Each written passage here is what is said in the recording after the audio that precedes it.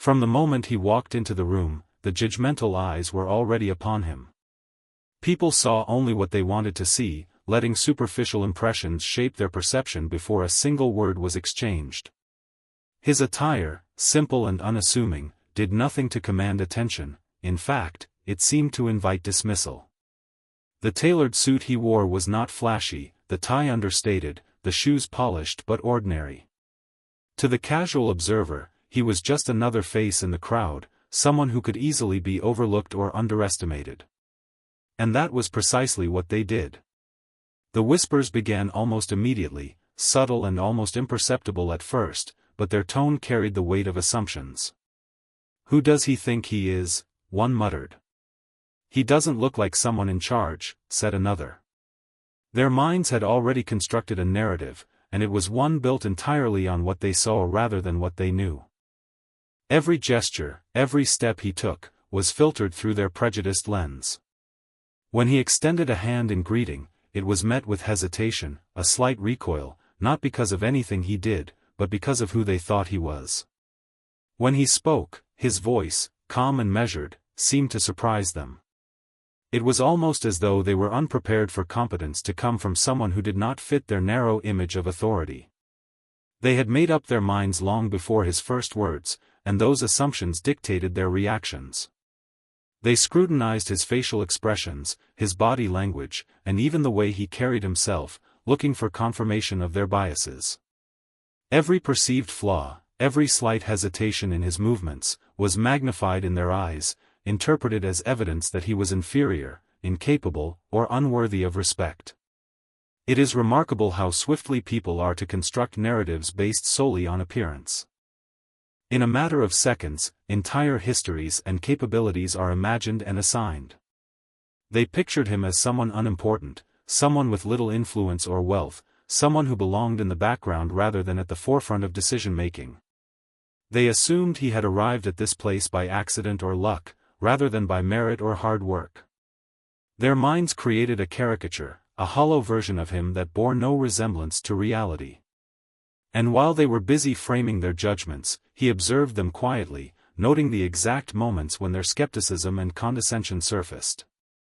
He noticed the sideways glances, the half-smiles of amusement, the barely concealed disdain. Each one was a reflection of their own insecurity and prejudice, projected onto him because he did not conform to the image they associated with power. There is a certain invisibility that comes with being underestimated. People who misjudge you by appearance often overlook not only your capabilities but also your presence. They speak over you, interrupt you, ignore your contributions, believing that nothing you offer can carry weight. They underestimate the quiet confidence that lies beneath, assuming that because it is not loud or ostentatious, it is weak. Yet there is power in that quiet, in the ability to move without drawing undue attention, to observe and understand the dynamics around you while others reveal their own assumptions. Misjudged by appearance, he learned to read the room with precision, noting who assumed superiority and why, who underestimated and why, and who failed to see the truth entirely because they were blinded by their own biases. Even mundane interactions became a test of perception. When he walked past colleagues in the hallway, many did not even bother to acknowledge him. When he approached the receptionist, she smiled politely but did not recognize his presence as significant. In meetings, he was initially passed over for input, his suggestions ignored or met with skepticism, as though they required validation from someone more qualified, in their eyes. These reactions were not personal, yet they carried a sting, the subtle, almost invisible sting of being constantly underestimated. The world often operates on surface-level assessments, and those who do not fit the conventional mold of success or authority find themselves at a disadvantage. But there is an art to being underestimated. It allows one to move through spaces unnoticed, to gather insight while others act on assumptions.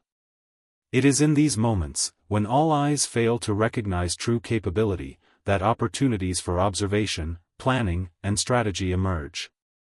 People who misjudge by appearance often reveal more about themselves than about the person they dismiss.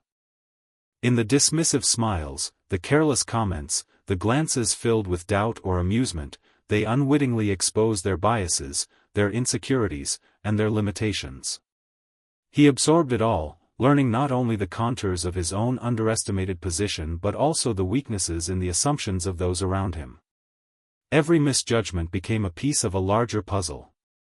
They did not see the hours he had invested in mastering his craft, the sacrifices he had made, the meticulous attention to detail that had brought him to this point.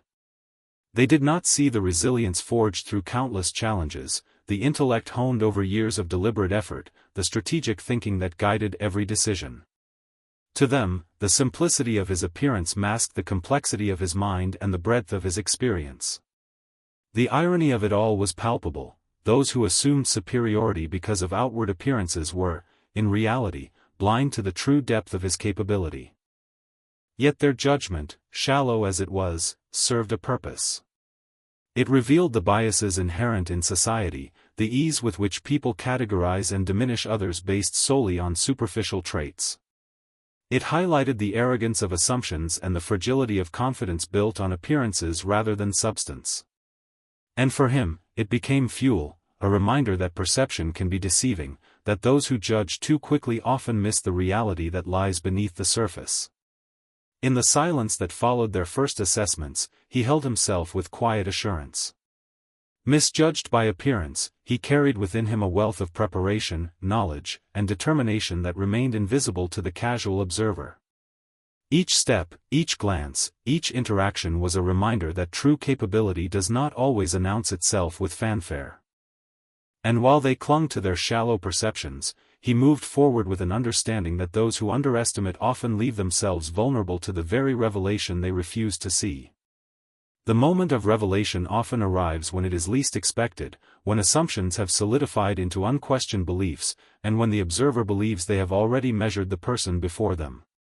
Hidden authority is a force that does not announce itself with grand gestures or pomp. It exists quietly, patiently, and with a strength that is often underestimated.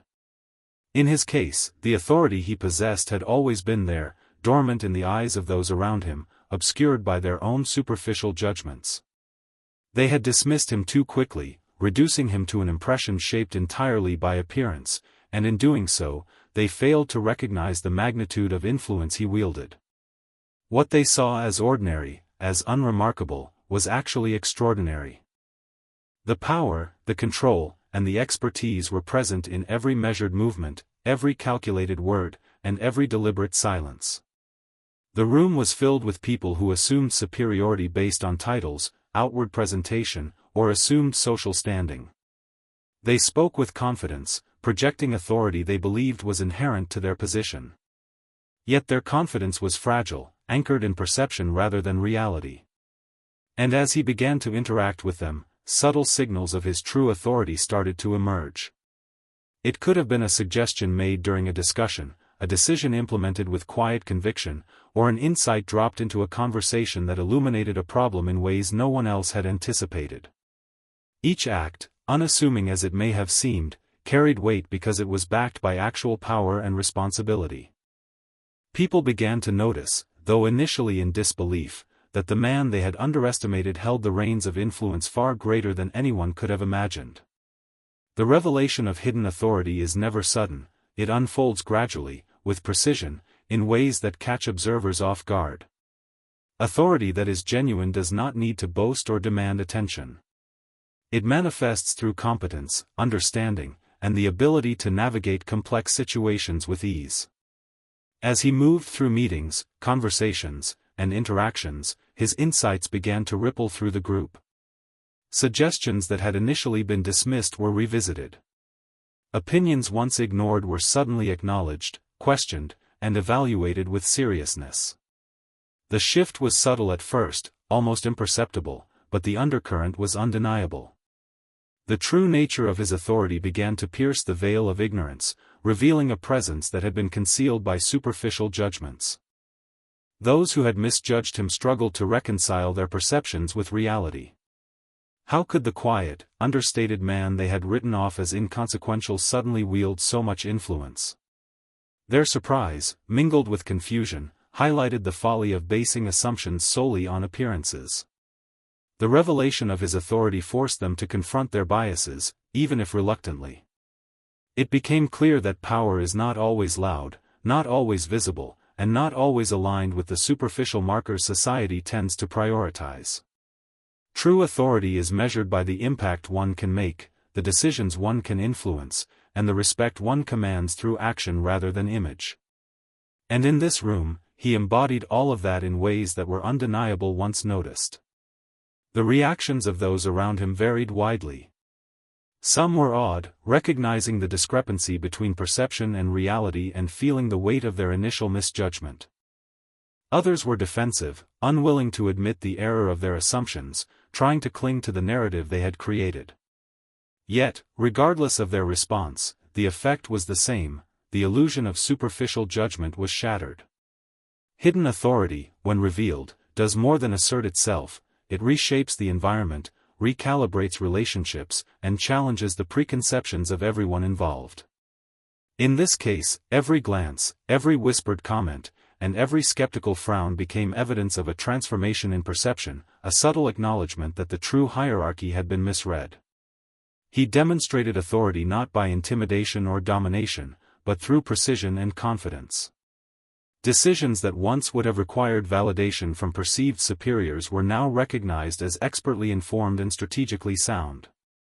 The realization that he owned the company, a fact hidden behind the veil of modest appearance, added a profound layer of shock and awe. Those who had judged him assumed weakness or lack of influence, and the revelation of ownership disrupted their understanding of power entirely. It was a quiet but undeniable assertion of his position, an unspoken reminder that authority is not about how one looks but about the responsibilities one carries, the knowledge one possesses, and the ability to act decisively when the moment demands it. The unveiling of hidden authority also served as a mirror for the biases of those around him. Their assumptions had not only underestimated him but had also revealed their own insecurities, their reliance on appearances, and their readiness to assign value based on superficial traits. In witnessing his competence, they were confronted with the limitations of their judgment, the errors of their assessment, and the uncomfortable truth that they had been deceived not by him but by their own flawed perspectives. This revelation was a quiet, transformative moment that shifted dynamics subtly but profoundly. The authority they had ignored and dismissed was now undeniable, reshaping interactions, conversations, and the very perception of his role within the company and among peers. Even as the recognition of his authority spread, he maintained a demeanor that reflected its quiet confidence. There was no need for ostentation or dramatics. The power he possessed spoke for itself through the clarity of his decisions, the accuracy of his insights, and the respect he commanded without demanding it. Those who had once scoffed, whispered, or overlooked him were now forced to acknowledge, internally if not openly, that the presence before them was formidable, capable, and deserving of consideration. The impact of hidden authority, when revealed, is more than a personal vindication, it is a subtle, yet profound, reshaping of how people think, respond, and engage with someone whose influence they had previously underestimated. The moment of public humiliation arrived quietly at first, almost imperceptibly, yet it carried the weight of assumptions, bias, and judgment accumulated over time. It was not orchestrated with malice or fanfare, but it unfolded naturally, fueled by the arrogance of those who believed themselves superior. People had gathered, conversations had been flowing, and the atmosphere seemed ordinary, but under the surface, expectations were running high. They believed they knew who he was, what he could do, and where he belonged, and in that misjudgment, they allowed themselves to act with confidence, assuming their actions would go unchecked. The subtle glances, the half-smiles, and the whispered comments all pointed to a collective sense of entitlement, a belief that they held the authority to judge, to evaluate, and to publicly expose what they thought were flaws in someone they deemed beneath them. It began with a minor slight, almost trivial, yet charged with the power of perception. A comment made with casual disregard, a dismissive gesture, an interrupting remark during a conversation, these seemingly small actions carried the intention, or at least the assumption, that he would not respond, that he could not respond, and that the public eye would validate their judgment. He had already been underestimated, his presence overlooked, his insights dismissed, and now, in this particular moment, they believed they had orchestrated a scenario to reinforce their superiority. They assumed that their power of perception was absolute, that their understanding of social hierarchy was unchallenged, and that any attempt to disrupt their narrative would be futile. As the humiliation unfolded, there was an immediate ripple effect through the room. Some participants laughed quietly, seeking to align themselves with the perceived authority of the instigators. Others looked on with hesitation, sensing a tension they could not fully articulate but failing to act, unsure where loyalty or alignment truly belonged. The subtle social dynamics amplified the impact of the act, making it feel larger, more consequential than it should have been, because public humiliation relies as much on the audience as it does on the action itself. Every eye that turned toward him, every breath caught in surprise or anticipation, contributed to the weight of the moment, heightening its intensity and reinforcing the narrative that had been constructed by others. Yet what the instigators failed to account for was the depth of his composure, the quiet resilience that had been cultivated over years of experience, challenge, and deliberate effort. While they acted on impulse, guided by superficial judgments and an inflated sense of their own authority, he remained calm, observing every detail, every reaction, every shift in body language. He understood the psychology of the moment, recognizing both the fragility of their assumptions and the vulnerability inherent in public displays of condescension. Where they sought to assert dominance, he perceived opportunity; where they intended to humiliate, he detected openings for subtle, calculated responses that would reveal the truth without immediate confrontation. The humiliation escalated when they made their intentions overt, drawing attention to him in ways that were meant to provoke embarrassment. Comments that highlighted presumed incompetence, gestures that implied inadequacy, and public questioning of his authority all combined to create a scenario in which he was meant to appear small, insignificant, and incapable.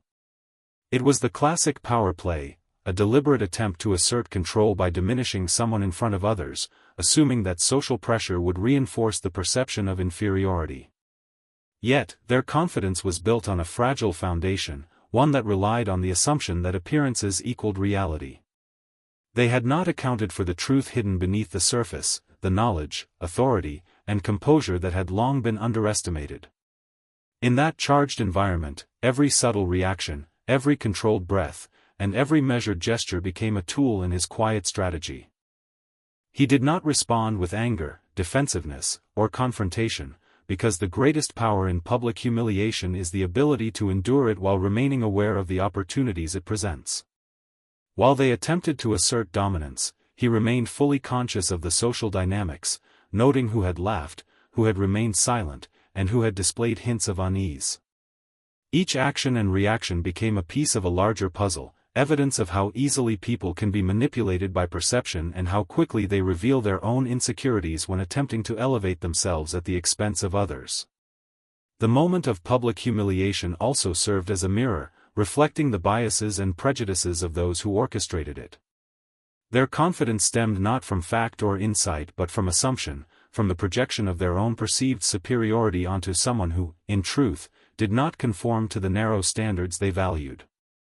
In their eagerness to dominate, to prove themselves correct, they exposed not only their lack of judgment but also the depth of their reliance on superficial measures of worth.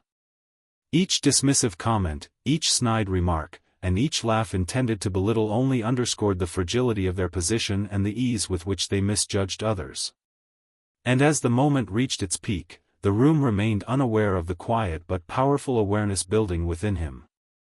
The humiliation, intended to diminish him, was instead absorbed and catalogued, transformed into knowledge and leverage for future action. The same eyes that had sought to mock him now failed to see the full extent of his composure, the deliberate patience with which he held himself, and the strategic insight that allowed him to navigate the social terrain with precision. Public humiliation, when faced with calm intelligence, does not simply humiliate the target, it exposes the arrogance and vulnerability of the perpetrators. Revenge is most powerful when it is deliberate, measured, and calculated, unfolding according to a plan that has been carefully constructed rather than impulsively executed. In this instance, the act of retaliation was not born out of rage or momentary indignation, it was a product of long observation, understanding, and strategic foresight. He had been underestimated, dismissed, and humiliated, and he knew that a hasty response would not achieve the impact he desired.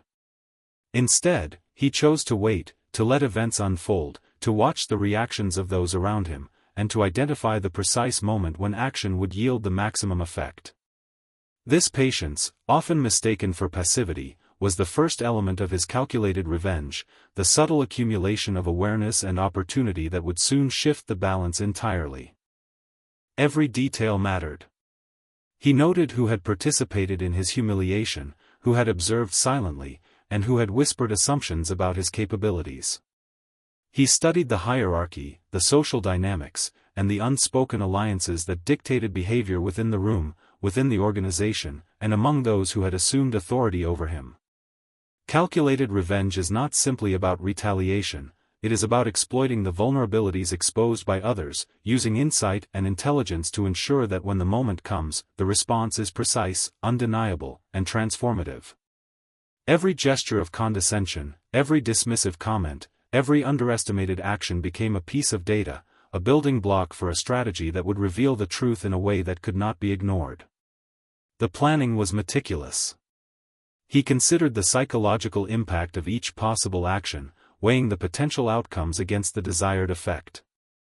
The goal was not to embarrass for the sake of embarrassment, but to teach a lesson that would resonate deeply, both for those who had misjudged him and for the wider audience witnessing the unfolding events. In this careful preparation, he understood that timing was everything. The most effective revenge does not strike immediately, because immediate reactions are often too obvious, too reactive, and can be dismissed as emotional. The true power lies in patience, in allowing the other party to become comfortable in their assumptions before revealing the truth, shattering expectations with a force that is undeniable precisely because it is unexpected. He also considered the optics of his response. Every action had to reinforce the reality of his authority, the depth of his competence, and the wisdom that had been overlooked. A misstep, a hasty confrontation, or an overtly aggressive approach could diminish the impact, turning an opportunity into a missed chance. Instead, he crafted a plan that allowed him to assert dominance subtly, demonstrating control and intelligence in a manner that could not be misconstrued. Each interaction became part of the strategy, a calculated move on a social chessboard, designed to gradually reveal the truth of his position while exposing the flawed perceptions of those who had judged him. Execution required precision.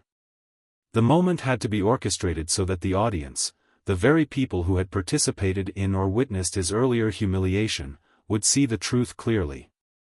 He had to ensure that his authority, ownership, and strategic acumen were revealed without ambiguity, leaving no room for doubt or misinterpretation.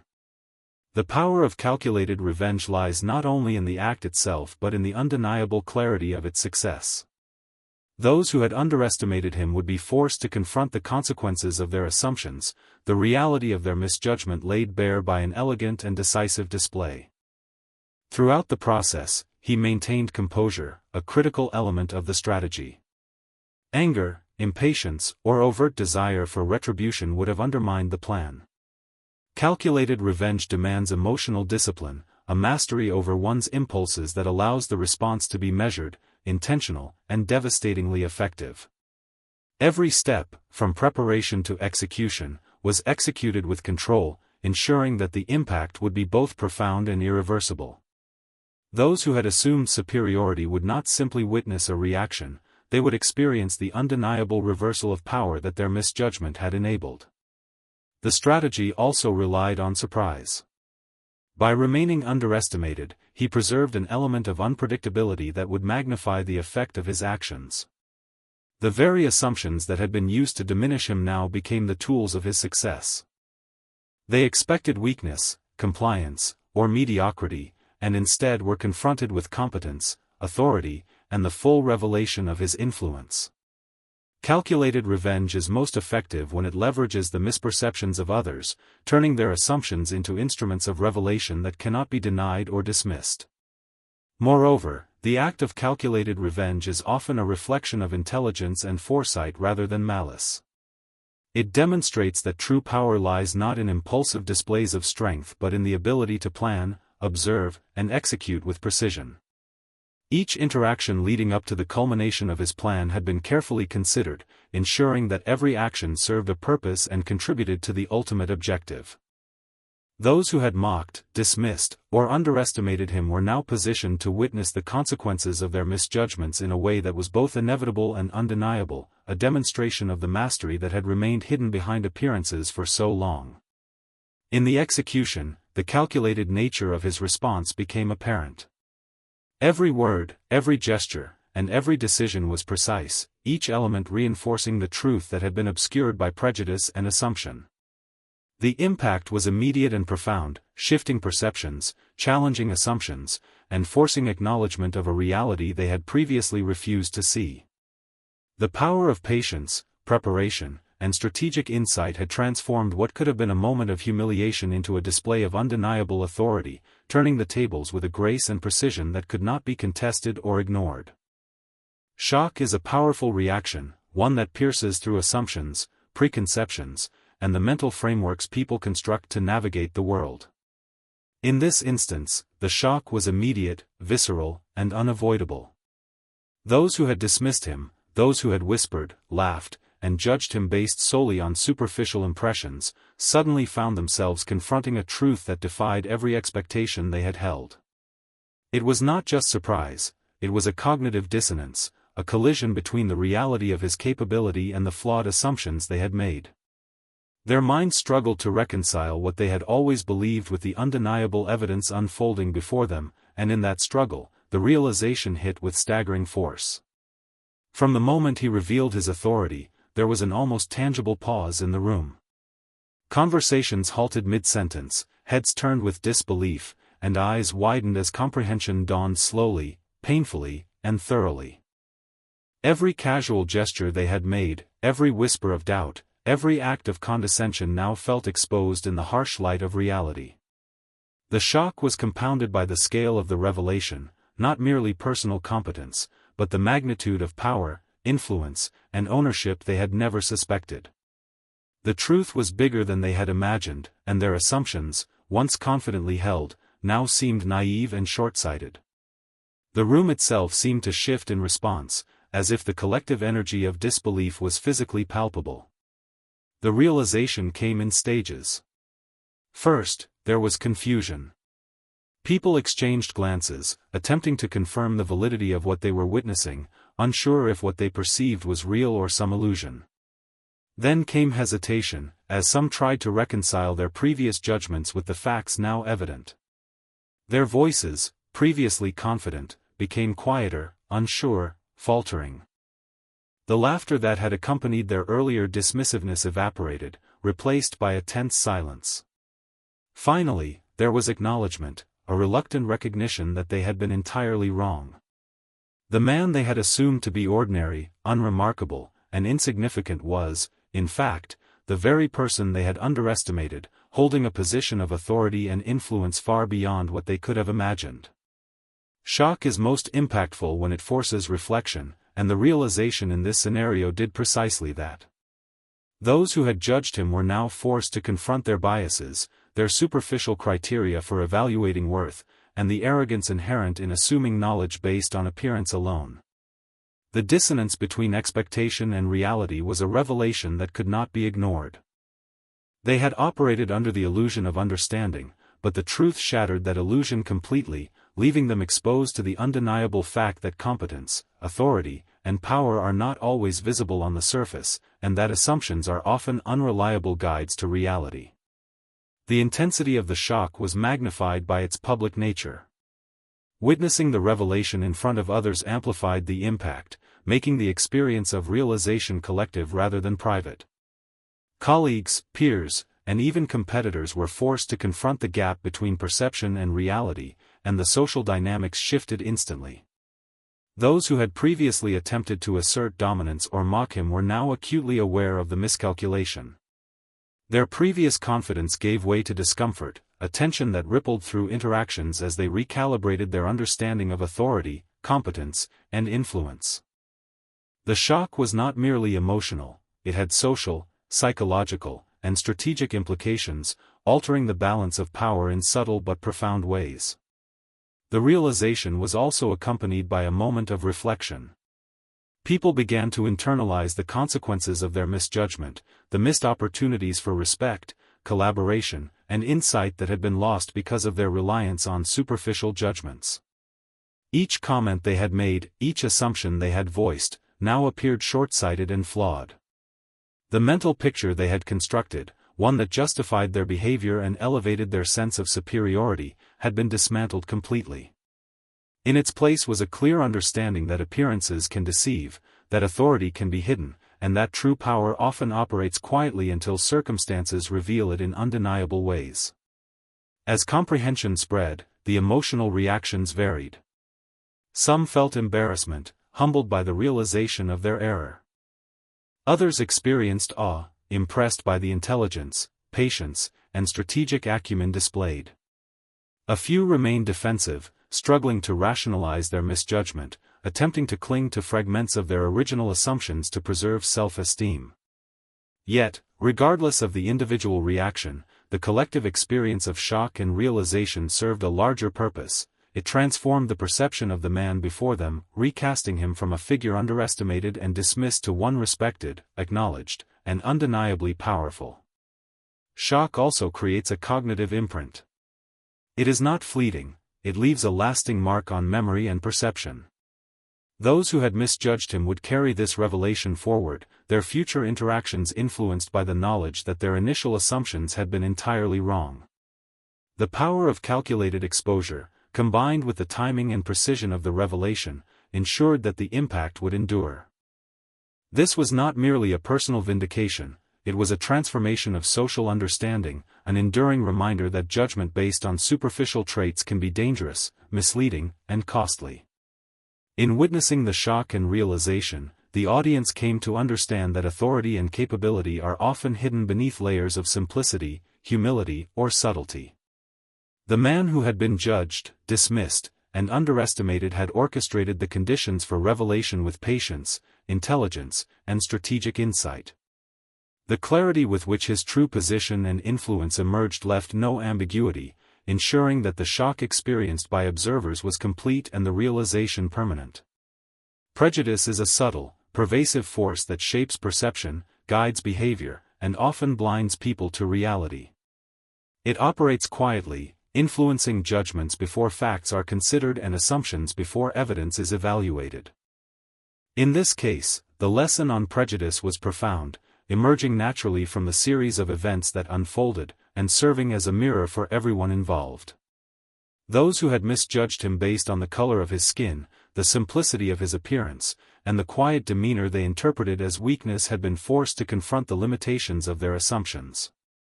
Prejudice, they discovered, is not just a social flaw, it is a trap that distorts judgment, obscures truth, and blinds one to the capabilities and character of others. The lesson began in subtle ways. Small actions, small comments, and small dismissals that had seemed inconsequential at the time revealed themselves in hindsight to be expressions of bias. They had assumed incompetence, lack of influence, or inferiority based solely on appearances, constructing an internal narrative that justified their superiority and diminished his presence. In doing so, they failed to recognize the depth of his preparation, the magnitude of his intelligence, and the quiet strength that lay beneath the surface. Each misjudgment, no matter how minor, became evidence of how prejudice operates, how it colors perception, distorts understanding, and leads to mistakes that can have serious consequences. The public nature of the events amplified the lesson. Witnessing the revelation of his authority, competence, and ownership in front of an audience magnified the consequences of their bias. Those who had acted dismissively or condescendingly were now confronted not just with personal embarrassment but with the social implications of their assumptions. Their prejudice had been laid bare, visible to all, and the realization was unavoidable. The impact of such exposure is profound, because prejudice often thrives in silence, in unspoken judgments, in assumptions that go unchallenged. When revealed, it forces reflection, accountability, and a reconsideration of long-held beliefs. One of the most striking aspects of the lesson on prejudice is its universality. The assumptions that had led to the misjudgment were not unique to a single person, they reflected broader societal tendencies to evaluate individuals based on superficial traits rather than merit. Skin color, appearance, demeanor, and other external factors often serve as proxies for perceived worth, competence, or intelligence, even when they are entirely irrelevant. The events that unfolded served as a reminder that such judgments are not only unfair but frequently inaccurate, and that reliance on them can lead to missed opportunities, damaged relationships, and the underestimation of extraordinary potential. The lesson was also deeply personal for those involved. Experiencing firsthand the gap between assumption and reality forced them to confront the fragility of their judgment. They realized that confidence built on superficial evaluations is inherently unstable and that underestimating someone based on bias can result in consequences that are both unexpected and humbling. It became clear that the act of judging others prematurely not only harms the person being judged but also diminishes the credibility and insight of the person doing the judging. Prejudice, when unexamined, leaves the judgmental exposed to error and blinds them to opportunities for learning, collaboration, and understanding. Observation revealed patterns in behavior that highlighted the insidious nature of prejudice. Those who had assumed superiority often did so with little thought, relying on ingrained stereotypes, cultural assumptions, or personal biases. They interpreted gestures, expressions, and appearances through the lens of their own preconceptions, often missing the substance beneath the surface. Every misstep they predicted, every flaw they imagined, was contradicted by reality, yet their assumptions initially prevented them from seeing the truth. The lesson here is that prejudice operates unconsciously, subtly shaping interpretation in ways that are often invisible to those who harbor it, and that its correction requires awareness, reflection, and humility. The unfolding events provided a powerful demonstration of how to challenge prejudice. By acting with competence, patience, and intelligence, he forced those around him to confront the consequences of their assumptions. Prejudice, in this context, became a self-revealing flaw, exposed by the contrast between expectation and reality. The lesson was clear: assumptions based on skin color, appearance, or other superficial traits are unreliable, and their reliance can lead to misjudgment, embarrassment, and a failure to recognize true capability. Through his calm, calculated actions, he demonstrated that the only reliable measure of competence and authority is substance, not surface, and that the biases of others are as much a reflection of them as of the person being judged. The broader implications of the lesson are significant. Prejudice does not exist in isolation, it shapes interactions, opportunities, and societal structures. Those who operate under biased assumptions often limit themselves, their teams, and their organizations, failing to recognize talent and insight where it exists. The revelation of his authority forced a recalibration of these perceptions, serving as a case study in how deeply ingrained assumptions can be challenged and corrected. It emphasized the importance of observation, critical thinking, and the willingness to suspend judgment until facts and reality can be assessed. Furthermore, the lesson highlighted resilience and integrity as antidotes to prejudice. By maintaining composure, demonstrating competence, and revealing authority strategically, he turned the bias of others into an opportunity for teaching and transformation. The impact was lasting because it addressed both perception and consequence. Those who had underestimated him could not ignore the evidence; they were forced to recognize their error and reconsider how they approach assumptions in the future. Prejudice, when confronted directly and thoughtfully, loses its power to distort judgment, and the lesson extends beyond a single interaction to broader social and professional contexts, influencing behavior, awareness, and decision-making.